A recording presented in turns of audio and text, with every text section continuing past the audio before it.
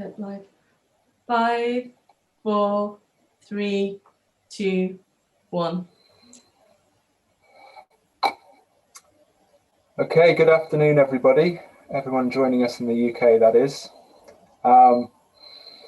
It's just approaching or just reached 4 o'clock UK time. So I think we're going to get started with our webinar today. First off, a warm welcome to everyone joining us, and thank you very much for joining us for today's webinar on publishing with the Geological Society. This is the second in a series of free webinars that the Society has been organising, which are focusing on different aspects of continuing professional development within the geosciences. The Society is planning for further sessions in this CPD series. So keep an eye out on our web pages, on our events page, and on our Twitter feed, and there will be announcements of further sessions coming up. Before we get started with introductions and today's contents, a couple of quick housekeeping points. We are recording this session. We are also planning to share today's slides and recording for reference after today's session. The audience are muted in this particular setup on Zoom, but there is a questions and answers box that you'll see at the bottom of the screen, and we would very much welcome any questions that audience members have to put to the panel today about any of the aspects within the slides or any publishing related queries that you have in general. So please do use the Q&A function that's down there at the bottom of the screen. Okay, a quick introduction of today's speakers. My name is David Boyt. I'm the Head of Editorial Development here at the Geological Society. Joining me today is my colleague Helen Floyd-Walker, who is one of our journal managers and handles the quarterly journal of Engineering, Geology and Hydrogeology, amongst others. And our guest today, we're delighted to be joined by Eddie Bromhead, who is a former chief editor of QJEGH. Eddie has also authored many papers in our journals and books, and has served as a reviewer with us as well. So he's got plenty of experience, and will be bringing that to bear in presenting the slides with us today and answering any questions. We're all very pleased, as I say, that you're able to join us. Also coordinating is the Geological Society's events coordinator, Becky Goddard, who's helping out with some of the technical side today. So that's us. We are interested to hear from you as well in terms of who's attending. Thank you very much to everyone who's completed the survey in advance. We will be asking some other quick questions of our audience throughout the session, so keep an eye on the polls. We'll announce those as we go. Next slide, please, Helen. Okay, a quick overview of the contents of today's session. We are talking about publishing in journals and in books. This is a very broad subject.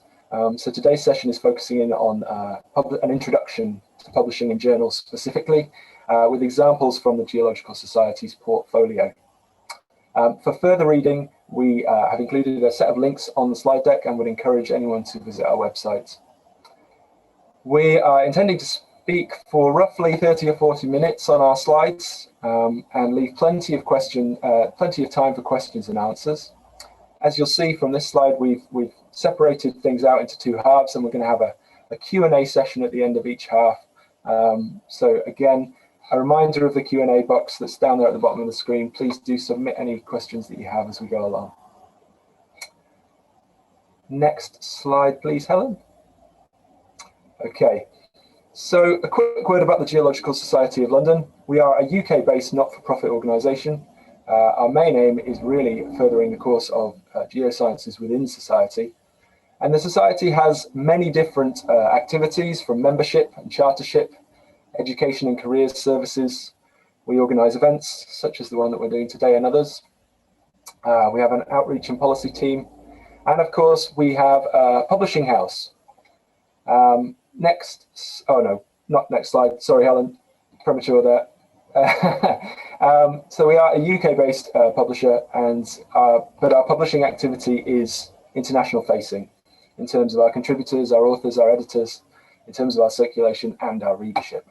And our portfolio includes 6 journals currently, including on the left there our flagship journal of the Geological Society, and also the quarterly Journal of Engineering, Geology and Hydrogeology, which has been advertised specifically with regards to this webinar. And examples from today will be drawing on QJ-EGH quite extensively. Quickly to note, we are launching a new fully open access journal for 2021, the title of which is Earth Science, Systems and Society. We will provide some more information about that in due course, but anyone who is interested particularly in open access publishing, please do keep an eye out for ES Cubed coming in 2021. Next slide, please, Helen. And the Society also has 4 book series. We haven't really the time to go into too much detail on these today, but rest assured the information is all there on our website for anyone who's curious about our book series. And if you do have any specific queries, you can of course drop myself a line via email. Okay, next slide please, Helen. Some information on publishing with the Geological Society there. As I say, we are a not-for-profit. We've a portfolio that includes books and journals. We do circulate all of our journals internationally via the Lyle collection. We offer a personal service to authors, including in-house editorial and production support. We are moving to a continuous publication model, and we offer accepted manuscripts to authors, and we'll talk a little bit more about that later on. Likewise, we have open access options available, as well as discounts and waivers, and we'll say a little bit more about open access specifically as we go ahead. And finally, we share our metrics and analytics about our journals in a number of different ways. We have article level metrics and an author survey available for providing feedback, and then transparent metrics on things like peer review times, which we share via our website as well. Next slide, please, Helen. So yes, today we are focusing on an introduction to publishing, and we've laid out today's slides as a kind of author's journey, the first step of which is choosing a journal. So next slide, please, Helen, thanks. 2 key pieces of advice when it comes to choosing a journal. We would recommend authors and researchers to choose a journal as the very first step before even starting writing your paper. If you have in mind the journal that you want to submit to, that's going to assist in terms of the paper, the development of the paper when you start writing.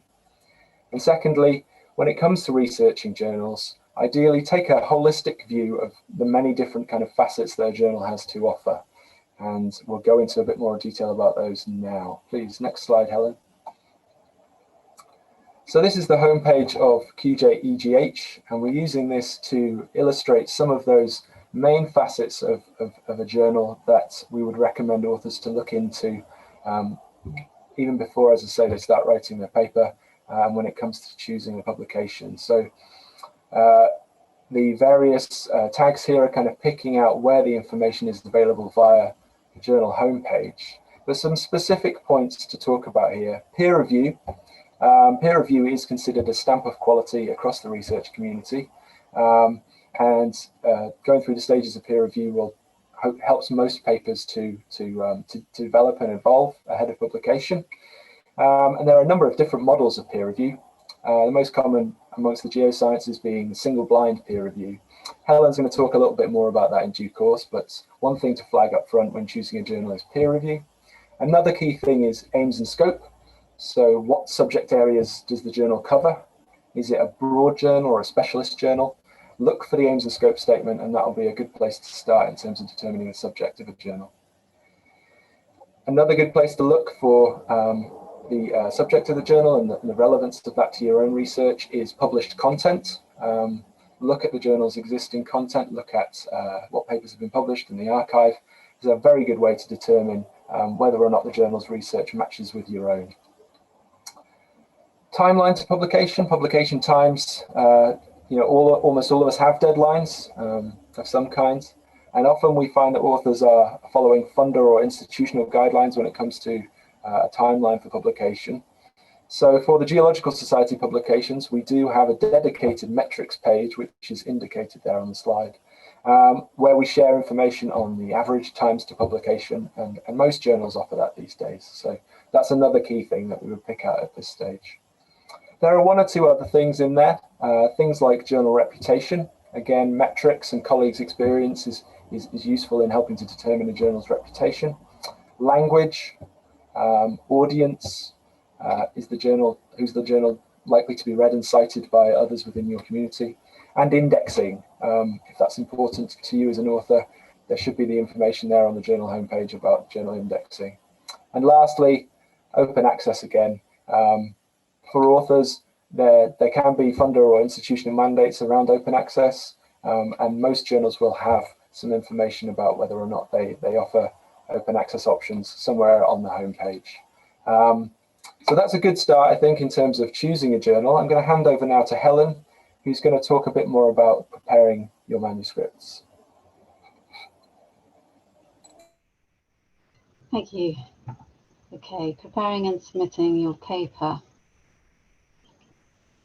As David had said, make sure to check the aims and scope of the journal, ideally ahead of writing your paper, but definitely ahead of your submission. The QJGH one can be found on the journal homepage shown here. As you can see, QJGH has quite a few different article types. Review articles essentially summarize the current state of understanding of a topic and are often invited submissions. Research articles report the results of original research. Both these article types are usually around 12 typeset pages. Technical notes, photo features, and case studies are all shorter forms of articles, normally 6 pages or less. Full details and examples of all these article types are provided on the QJGH author information pages on our website. Thematic collections are curated sets of papers that present a timely snapshot of research in a topic of high current interest and importance. They are edited by experts in the field. All papers, including any invited contributions, undergo peer review to the normal QJGH standards. The papers are collated on a dedicated collection webpage on an ongoing basis, which ensures that this significant research is visible to the community at the earliest opportunity. Perspective articles are written by editors to summarize a thematic collection, but can also be commissioned commentaries from leading figures in the community. They highlight the impact and wider implications of new research reported in the field and elsewhere. They express a personal opinion or perspective on a particular topic. How to format your article ahead of submission. All GSL journals use the Harvard name and year date referencing system. Single column format for the text is advised. Please insert line numbers so reviewers can use these to provide comments. Figures and tables should be provided as individual files. If you have supplementary data, this must be uploaded with your submission. A location map is essential if relevant. Please take a look at the GSL author guidance. The top tips from the production team link provides essential information on topics from permissions, artwork sizing, funding statement, referencing, how to turn your PhD into a research article, through to how you can share your work. The paper content must be ethical, and practices shown must be safe. Submitting the same paper to more than one journal at a time is not allowed. When you're ready to submit, go to the editorial manager site for the journal of your choice. Corresponding authors will need an ORCID to submit. An editable Word file is required at revised submission, but if you submit an editable text file on first submission, Editorial Manager will extract the title, authors, and abstract into the system, making the submission process quicker and easier. Please make sure equations and tables are in an editable format and not inserted as images. Always include or acknowledge all co-authors and let them know you've submitted a paper. You will need to provide details of their contributions on submission. Illustrations need to be in digital format, preferably vector-line formats like EPS or PDF rather than bitmaps. You can submit low-resolution files initially as long as they are legible. Then you'll be asked to supply high resolution upon acceptance.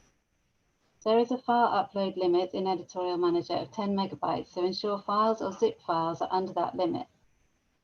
Figures are set at page width, column width, or mid-width of the typeset journal page. It's important that your diagrams have legible text within them, so text should be at least 8 points in size, but be aware the size of your figure may be reduced to fit on the typeset page. All information on figure and page sizes and preferred DPIs are given in our author instructions, but be aware that DPI is only relevant when the figure is at its final size. Permissions. All modified or reused images require permission. GSL is a signatory to the STM agreement, so figures from main publishers have a fair use agreement of up to 3 figures. Even if the figures are from an STM signatory publisher, you may still need to inform the original publisher of the reuse. All personal communications require written permission from the person you are quoting. Always mention any source of funding for your article. If using datasets gathered by someone else, make sure you have permission to use them in your article. If you or your co-authors have a conflict of interest, then state this on submission and include a paragraph at the end of your paper. I'll now hand over to Eddie for some top tips.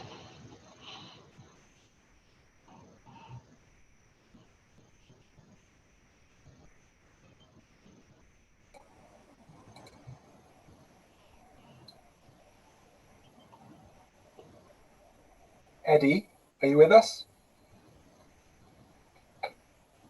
Eddie might be experiencing some technical... Yeah, okay. No, I'm with you now. I understand. I'm with you. Yeah, fine. Right. Well, my top tips really are to make the title of your manuscript short, make it clear, and make it interesting. You must avoid terms that might not be understood internationally. And my favorite here is the A numbering for major highways in the UK. People don't understand always that they're roads. Make it really clear what the new insight or the key message of your paper is. What do you really want the reader to take from your paper? And also spend time to craft your abstract. This is the window to your paper. It's the first thing that people will read. You must write it carefully, sell your work, and state your conclusions. A reader should really be able to get the overview of the paper from the abstract alone, and it shouldn't just be a repetition of text from the introduction of the main paper. It's our expectation that each author will submit their paper in an easy readable format. So if English is not your first language, please do ask a native speaker to review it prior to submission.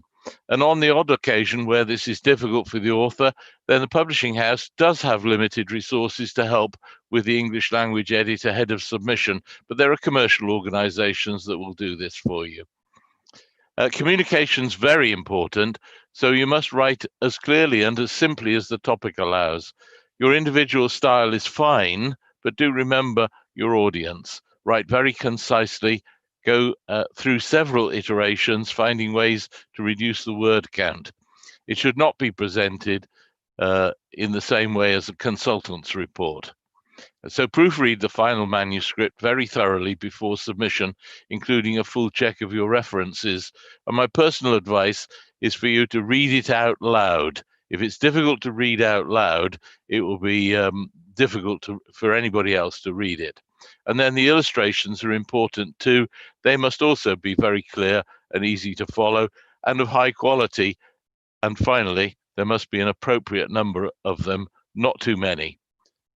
Right, I'll hand back to Helen.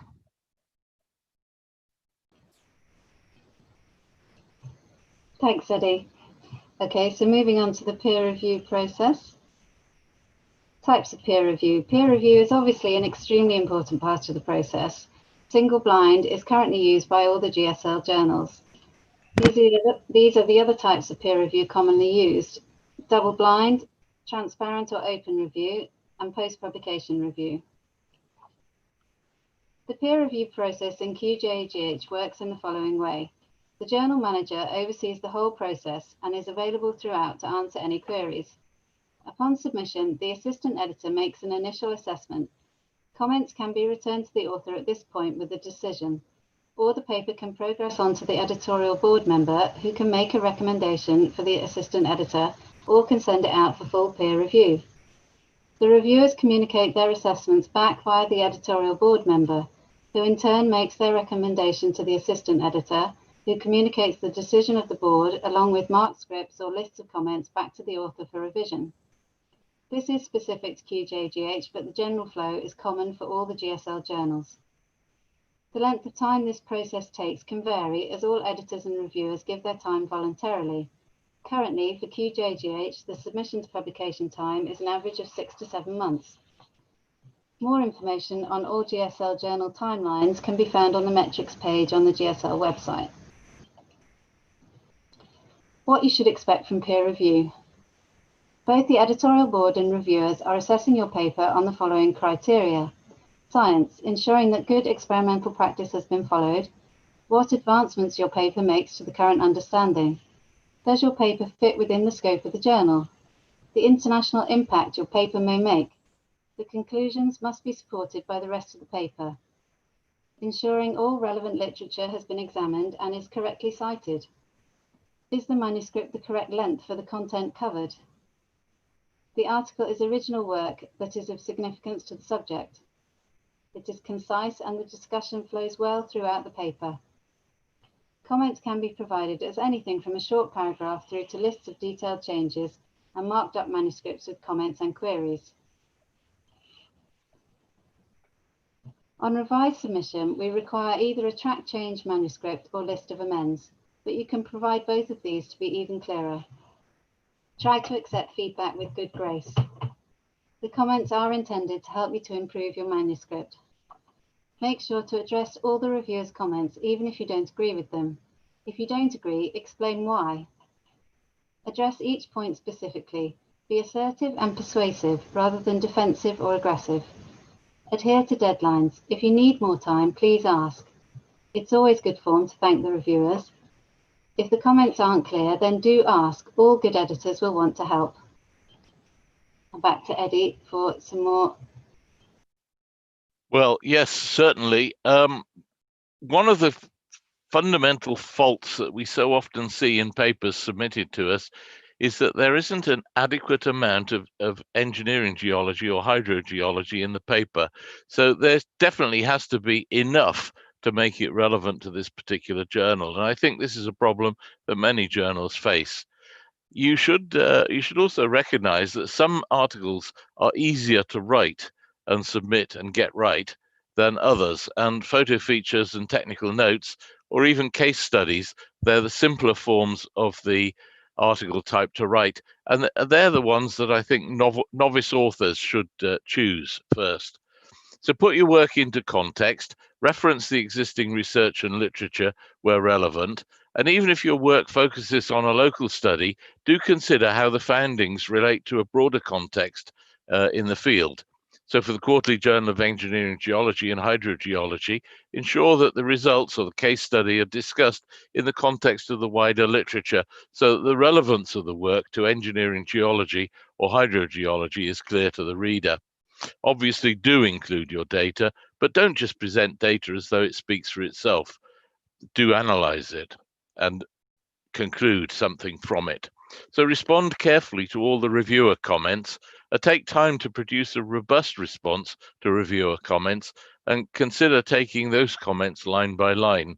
This is very important for the editor decision making.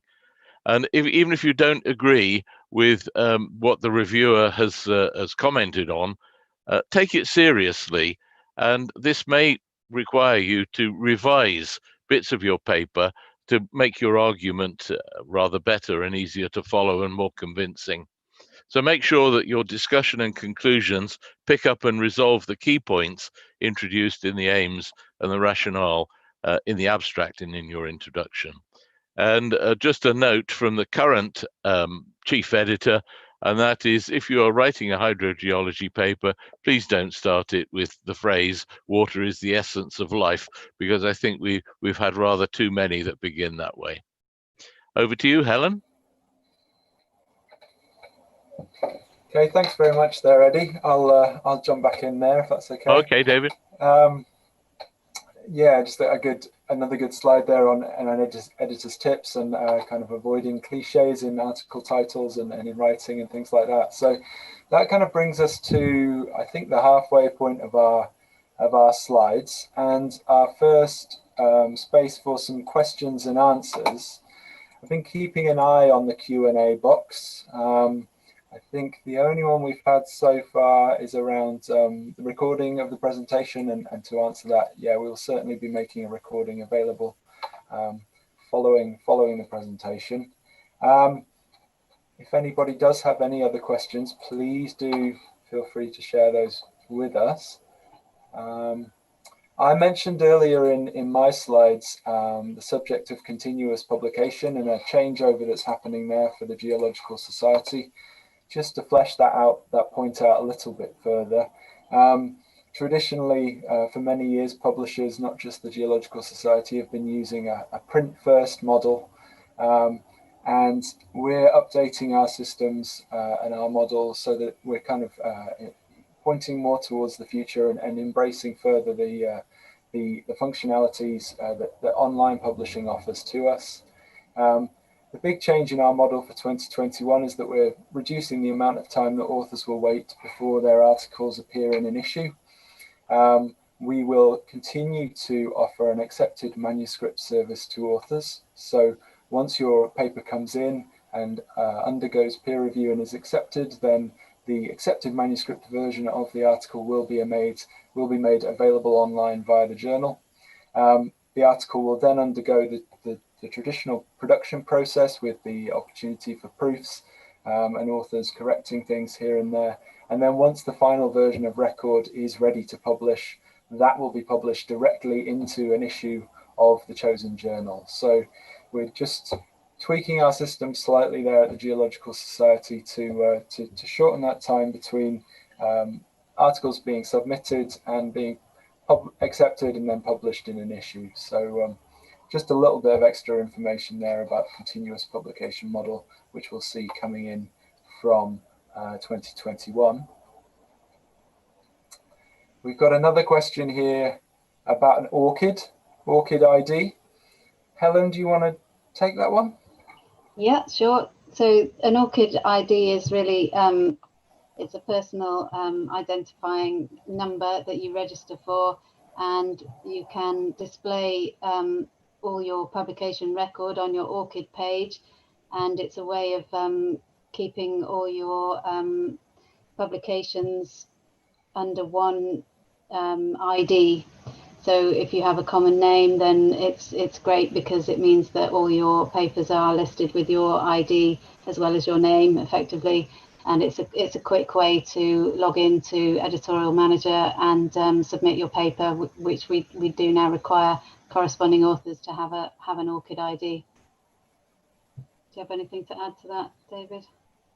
No, I don't think so. I think that's great, Helen. Yeah, as you say, it's an excellent way of linking authors to research outputs and ensuring that citations and references are processed accurately. It's David, if I can just say a few words about that. It's rather amusing if you have a very common name like John Smith, for instance. It's very, very important. If you have a unique name, then it sometimes seems a bit daft, really. But I think it's a uniform standard for everybody. Okay, seeing a few more questions coming in, some nice messages of support in the chat. There's a question here around the use of English language within the Geological Society publications. The short answer to that is we, as standard, publish our articles in British English rather than US English. And as Helen mentioned earlier, we are experimenting and exploring options for language editing on some of our papers. Generally speaking, the onus remains with the author on language editing and submitting a paper in a readable format. But there will be more information coming about any language editing services that we're currently exploring. But yes, to answer that one again, basically UK British English is the standard for Geological Society publications. David, if I can just jump in on that one as well.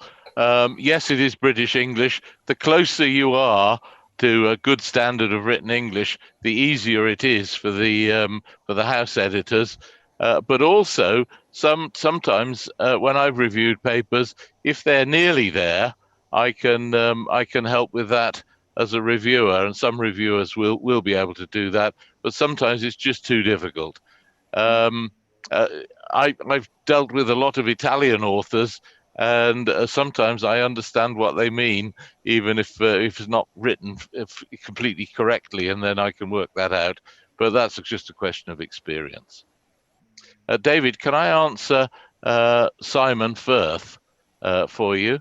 I suspect you can, Eddie, by all means. Right. Simon, you're a busy consultant, and sometimes the thought of writing and submitting a paper is daunting.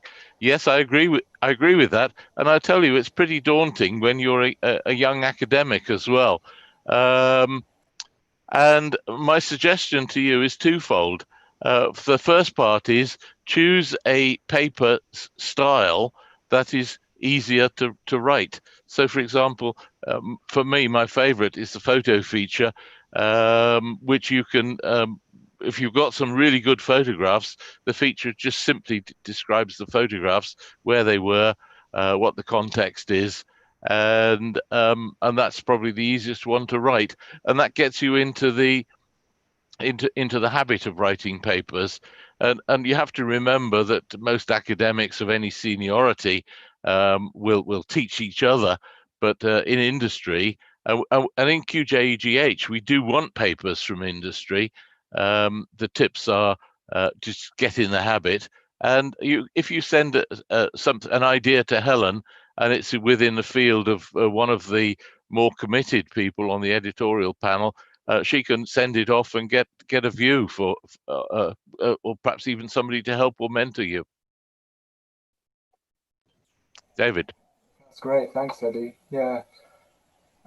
Yeah, as Eddie touches upon there, we absolutely welcome contributions to many of our journals from not just academics, but those working in industry and professionals and consultants and so forth. So we're very much aware of the relevance of the geosciences to industry and beyond academia. So yeah, we would definitely encourage submissions. And another piece of advice for any budding authors, I suppose, is to look to academic conferences as well as an opportunity to present work in development.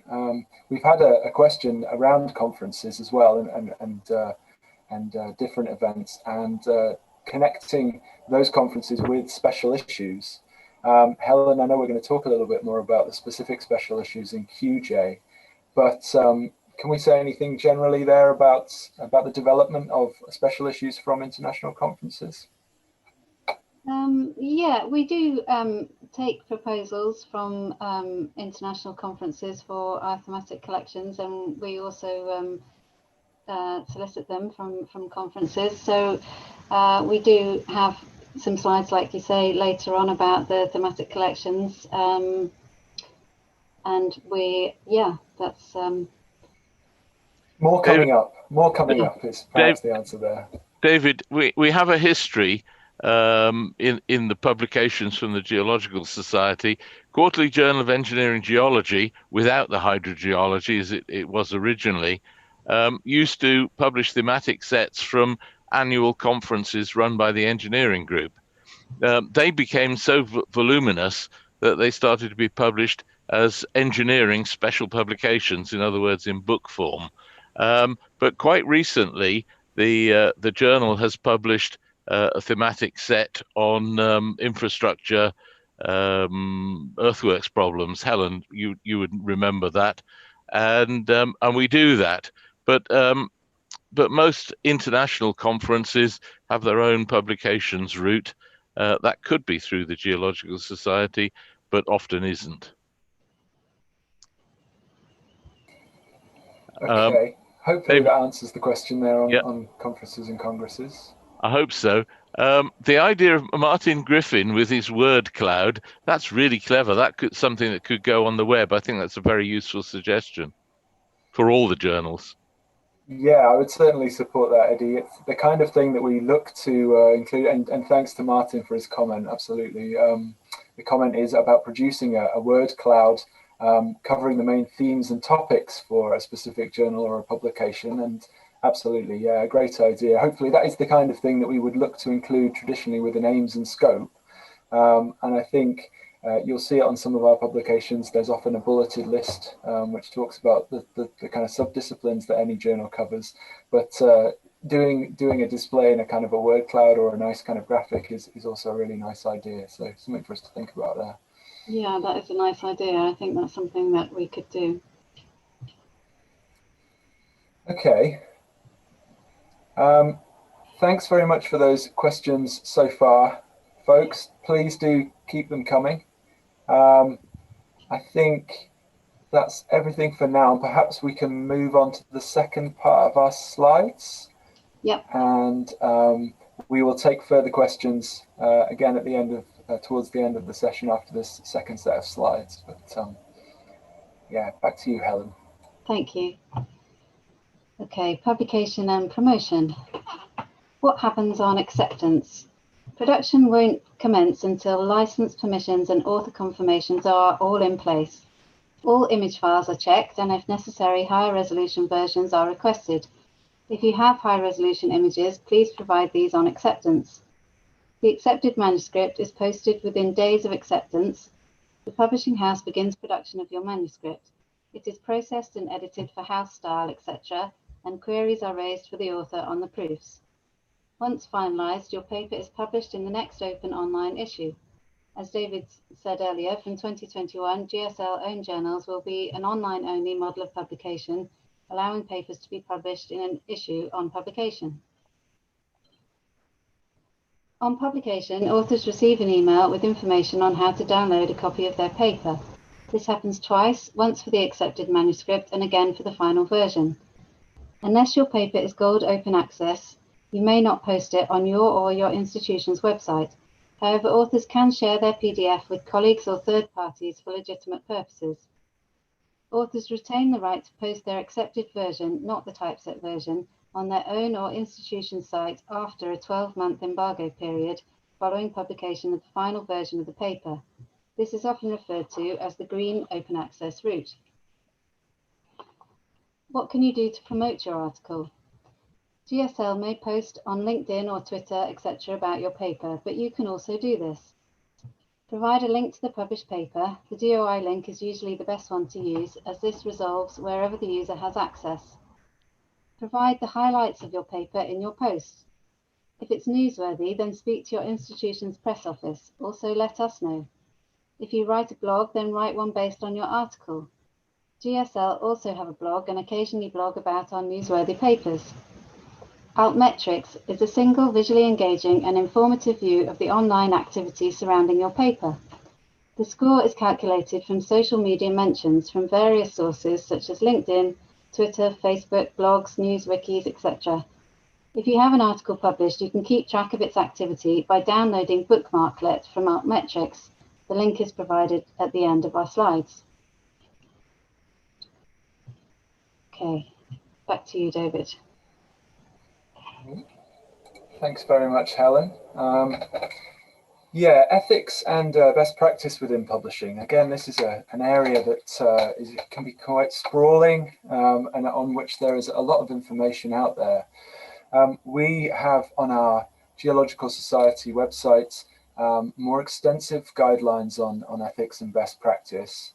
And we are also a member of the Committee on Publication Ethics, which is an organization that is set up specifically to independently handle kind of ethics and best practice within publishing. So I'm going to pull out a few key points just today on the slide, but we've got a link there at the bottom of the slide to our full publication ethics and best practice guidelines.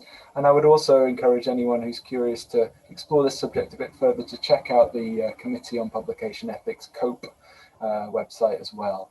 But yeah, a few kind of key points and initial points to be thinking about when it comes to ethics and best practice. Authors are expected to submit original material, be that new results, data, ideas and writings or interpretations of existing theories. Papers should not have been previously published before or be under consideration for publication anywhere else. We would encourage authors to avoid fragmentation of work. Some of you may be aware of the term salami slicing, and the kind of breaking up of a particular research work to increase the number of publications that can be gained from that particular piece of research. Again, our experience with editors is that that's best avoided. Editors are interested in seeing full pieces of work, full data sets where possible. Speaking about data there, we do have facilities at the Geological Society for the inclusion of data sets and supplementary material with articles. Those are hosted by a Figshare, as I think Helen mentioned earlier. So if you are an author who has a data set or has supplementary material in addition to an article you'd like to have published, we can facilitate that through all of our journals and the Figshare repository. Check your permissions. This is another fairly fundamental bit of publishing best practice. If you are reusing material from previously published work, be sure to cite that, and if it's an extensive piece of material from a previously published work, it may be necessary for you to seek permission from the original rights holder. There's further guidelines about this on the website, but this is a key piece of advice to authors, is to check permissions if reusing extensive pieces of previously published material. I noted there earlier about sharing your data. We are encouraging of authors to share their data where it's responsible and ethical to do so. In some cases, it may not be possible to share a data set if there are particularly sensitive pieces of information in there. But increasingly within academic publishing and publishing more broadly, there is this facility to share data sets and to link those data sets to articles published in journals and books for the kind of greater understanding and the greater furthering of science and research. So we're very supportive of that, and we encourage our authors to submit data sets and include within their articles what's called a data availability statement. So just a short paragraph pertaining to the status of any data that may relate to the article itself. And finally, on ethics and best practice for now, we encourage authors to disclose any major funding sources. So, for example, it might be a government agency or a private foundation, or even your university or your research institution that has provided funding for your particular piece of research. If that is significant and has been important in supporting the research, then we encourage just a short note again in the article, perhaps in the introduction or the acknowledgement section, acknowledging just the source of the funding that's gone into supporting the work. Next slide, please, Helen. Open access.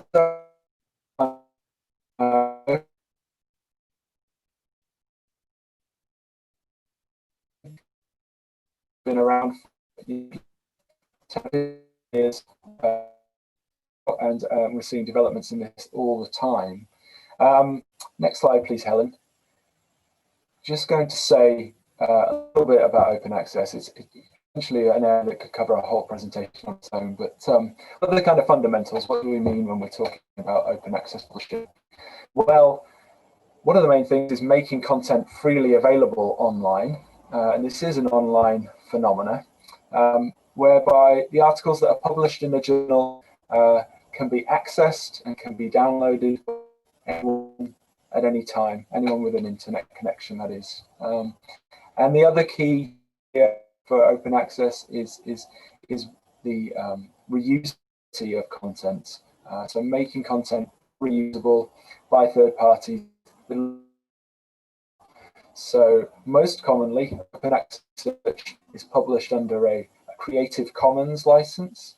And as I say, that particular of particular published work to be built upon without perhaps some of the kind of permissions restrictions that we were talking about previously. So there are two models of open access that we'll talk about today. First is gold access, and this relates to the charge. So this you may have heard about as the kind of routes to open things with or to the fund. Via the gold open access, the final version of record of a paper is published in a journal, and for most publishers carries an article processing charge. And the creation of an AEC processing charge is there to support the publishing process. Don't sell that content model. The AEC will very much support all the costs associated with the publishing process. And a common method, the kind of AP access publishing, is that the author will pay that. Well, that's generally not the case.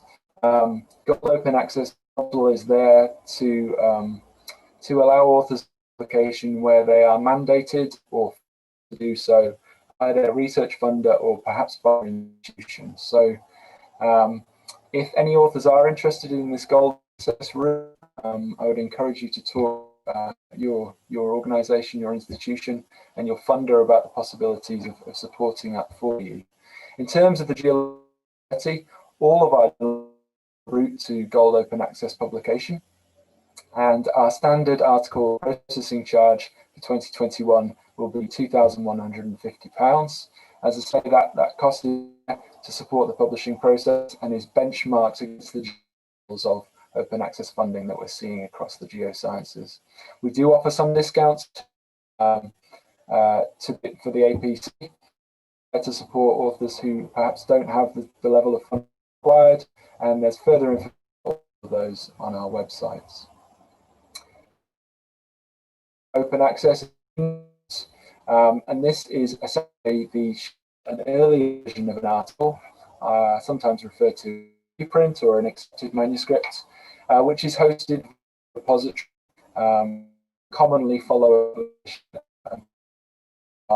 So as I was speaking about earlier, for our journals, Geological Society, an author's paper is accepted, you will have an accepted manuscript, and that will be available to the author, made available on our website prior to us publishing a record. That accepted manuscript can then be used and can be hosted via a repository following a 12-month embargo period. So to speak to us about it's not relevant to, but for those to provide these two main to open access publishing, and another link there at the bottom. Next slide, please, Helen.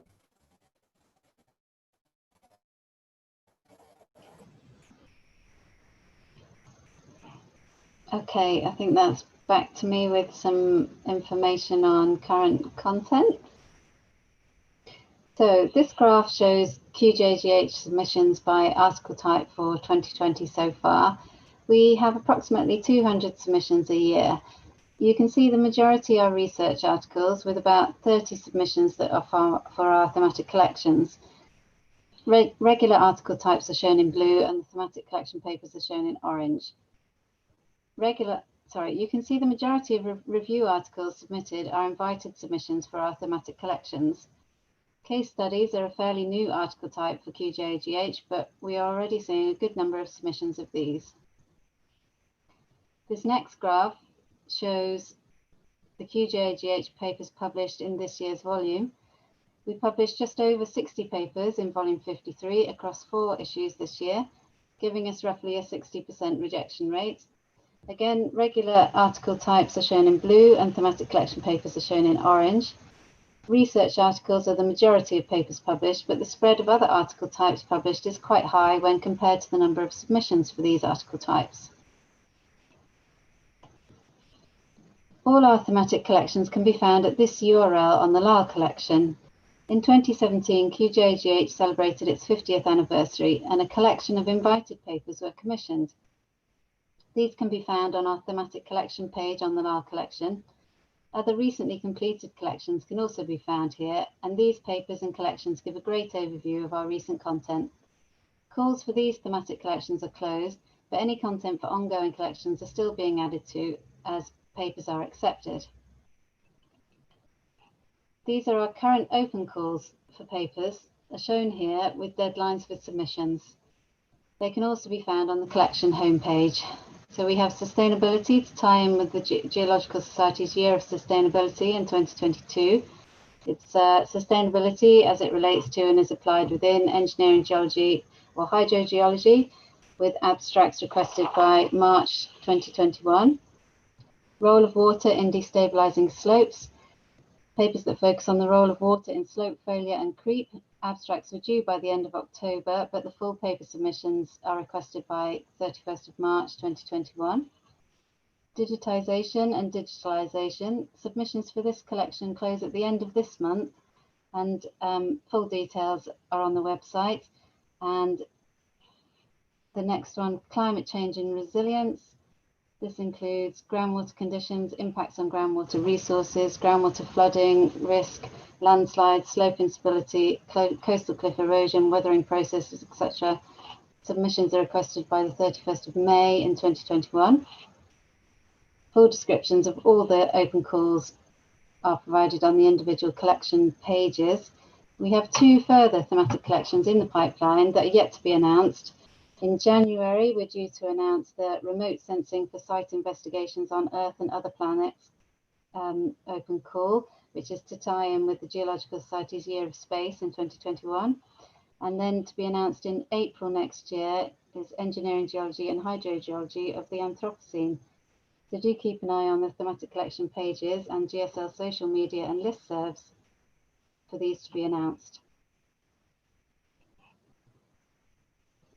Here's some useful links that we've mentioned throughout, along with a short author service YouTube video. And I think we're on to any further questions.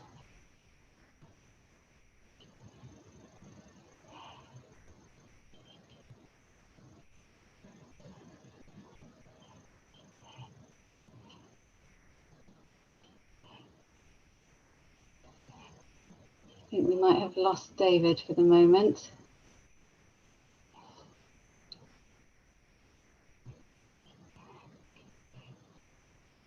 Does anybody have any further questions at this time? Helen, I think David broke up slightly in his session, so but I think we could read the PowerPoints. Yeah. He may have had a communications problem, so I think we should field any questions which people want to put to us, you and I. Absolutely. Yeah, I'm happy to do that. I was just looking at the questions. I can't see anything coming in at the moment. Ah, he's restarting. Yeah, I'm sure he will. Yeah.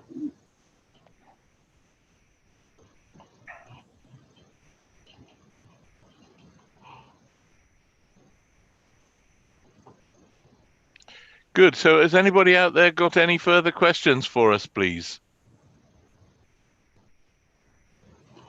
Okay, I think we've got I've got one there from Claire Penny, yeah. who says, any tips for novice authors aside from the picture review? And I think that's is that if it was in my field and she asked you, you'd pass it on to me, wouldn't you, Helen? And then I could advise directly. The Geological Society, I think, is a very friendly place, and I think that we do like to help people, and we think it's in everybody's interest that papers are submitted. So I suggest that Claire, you get directly in touch with Helen. But my advice to you is don't be afraid, and if you get rejected, don't let it put you off forever.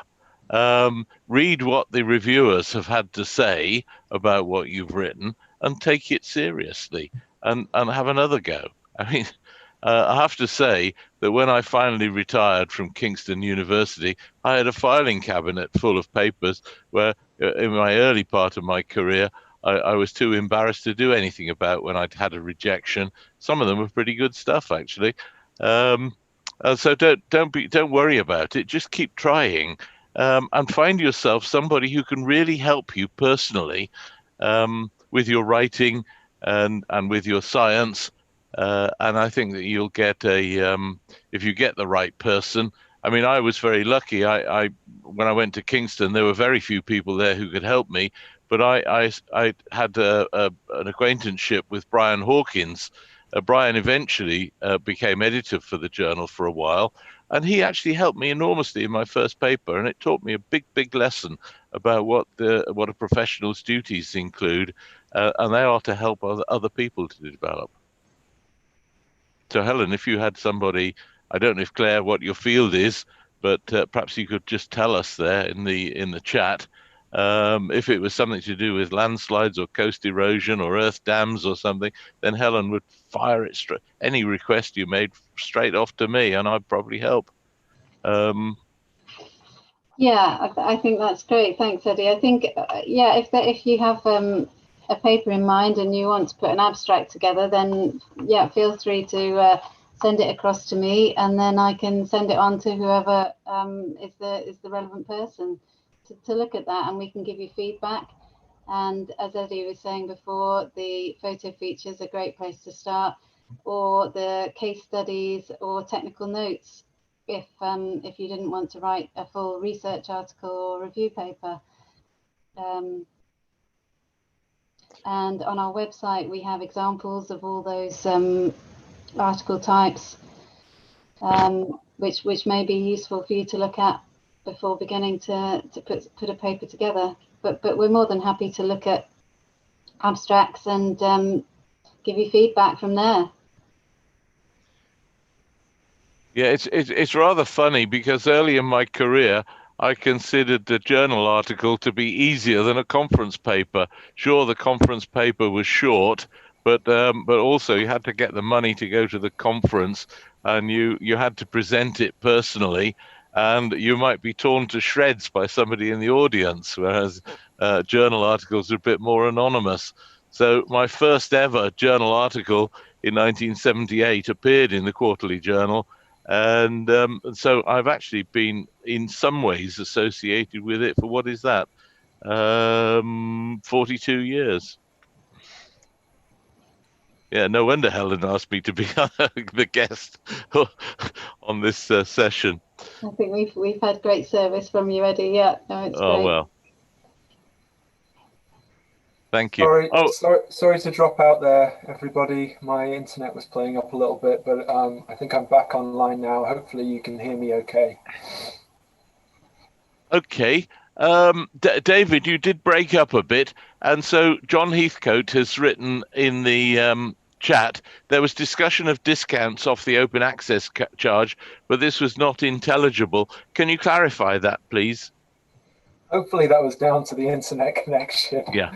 Rather than my presentation style. Yeah, I touched briefly there on the discounts that are available.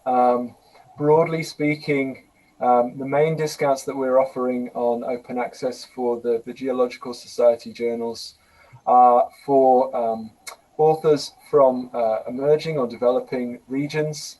There are discounts available, and full details of that on the website. There is a particular structure, so anyone who is interested in that particular discount or waiver, please do consult our online guidelines. And similarly, the other main open access discounts that we offer are to fellows of the Geological Society who, if I am right in saying, I believe receive a 50% discount on the APC fee for publishing open access articles with any of our journals. So hopefully that's a broad overview of the main discounts and that are available on our article processing charges. But further information and details about both of those and others are on the open access pages of our websites. David, would you mind if I picked up Martin Griffin's question? Is it really original research if the methods aren't and it's on a familiar lithology? Well, the answer is, of course, that every case study is quite possibly going to fit into that category. And why, I have no idea why we really chose QJEGH to be the exemplar journal for this session. But it is something that relates to practice. And as long as there's a bit of new information coming out on properties, parameters, Earth surface processes, or something like that, Martin, I think it would count as valid for the journal. I think that every site probably has its own individual problems, and if you covered several sites, that may well be not just a single case study, but a proper full paper, full research article. Yeah, okay. Yeah, thanks for that. Thanks for that, Eddie. I think that's absolutely right. There's obviously an original angle that an author can take, even if it's not completely original research. Yeah, we've got a comment from somebody else who actually had Brian Hawkins as his PhD supervisor. Brian, I found to be an extraordinarily generous person. He sadly passed away a while ago, and the commenter said that he helped that person to write their first paper, and after that experience, he had the confidence to publish in QJEGH this year. So there we go. Brian Hawkins, great man, and there are others, but he was the one who helped me, and he didn't have to, because I was not his student. I didn't go to his university, yeah, he was just a very generous person. Yeah, that's good to hear, and good to hear that there's support out there for the early career researchers amongst their colleagues, which is very encouraging. Yeah. Did we you'll have to catch me up. Did we also ask questions of our audience regarding the polls that we had in advance? Has that been done so far? Helen or Eddie? Helen, the poll has come up on my screen. The polls are in progress. Yeah, we haven't discussed them. Okay. I suppose we just wanted to flag up. Those of you attending today will have received a questionnaire, I think, in advance regarding just some simple questions on the audience experience with publishing and your backgrounds. These are particularly useful to us in terms of how we tailor these CPD sessions and our publishing webinars. So if you are able to access the poll, which I hope you can via the options at the bottom of the screen, then we very much welcome your feedback and just answers to those simple questions.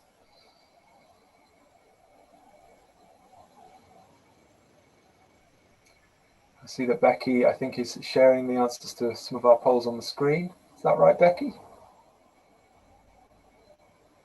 Yeah, so the first poll should be showing on screen now. Okay, great. Thanks very much to everyone for answering that. It seems that we have quite a mixed audience in terms of backgrounds for today's session, which is great. It kind of fits with some of our expectations, I think, Helen. Yeah, it's quite an even spread. It's good. It's really good to see. Thanks for answering them, everybody. Just a bit of information there about people's experience and time spent in post in Korea.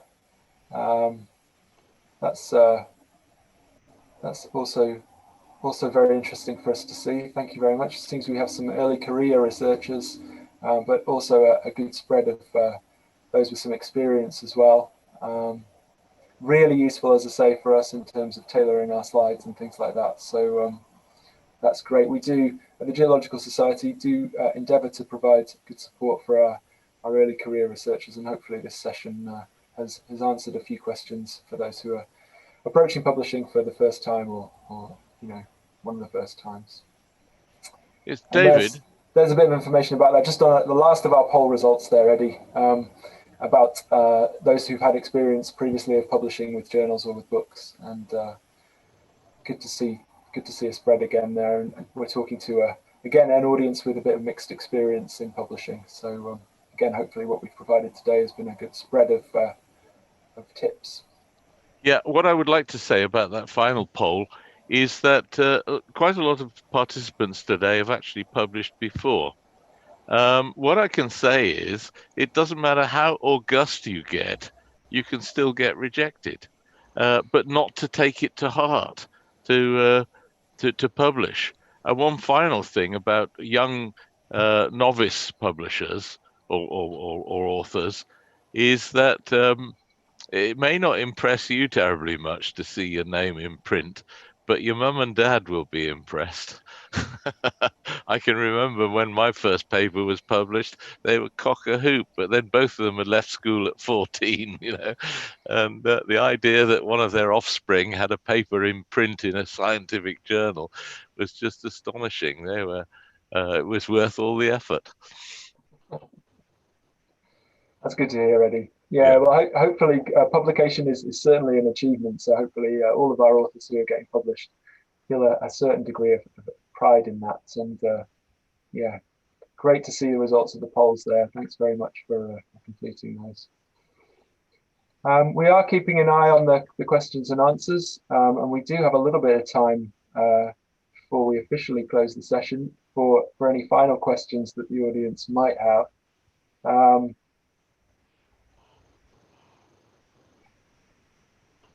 Do enter any last questions you might have in the Q&A section of the webinar. Just to reiterate, we will be sharing the slides and this recording of the session. So hopefully, I know we've gone over, even for an introduction to publishing, I think we've gone over quite a lot of information, hopefully, in today's slides. So there's lots to digest in there. And I think the linked slide at the end gives direction to further guidelines and further information on publishing that's available via our website and elsewhere. So plenty for authors to be digesting. And if there are any last questions, then please do submit them in the Q&A section.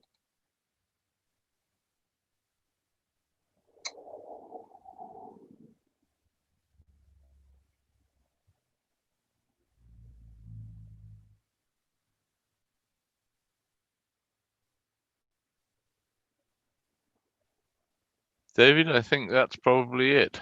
I think I was just allowing a couple of minutes there, Eddie, in case there are any last questions coming through, but I think you're right. Okay, well, cool. I think just a couple of thank you messages coming through as well. Sorry, I was just checking for questions there and reading those. And a big thank you to our audience and thank you to everyone who's been involved today. Thank you to the speakers, to Eddie and to Helen. Just a quick chance for any of the other panelists to offer any last remarks. And a couple more questions coming in.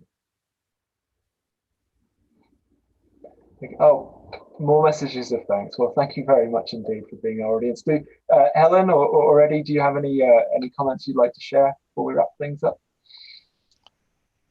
No, not really. No, just thank you to everyone for attending, and hopefully it's been of interest. And if there's any further questions then that you think of after the session, then do just drop myself or David a line. Our emails are on the slides at the beginning. Thanks for joining. That's great. So from me, David, thank you very much for the invitation to participate. It's always a great thing to be able to help the Geological Society and its publishing, especially the journal that did my first paper.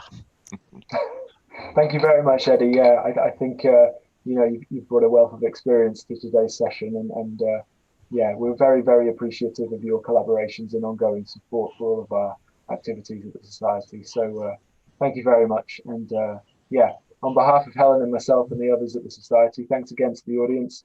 Hopefully this has been useful, and we hope to receive any submissions to our journals and books in due course.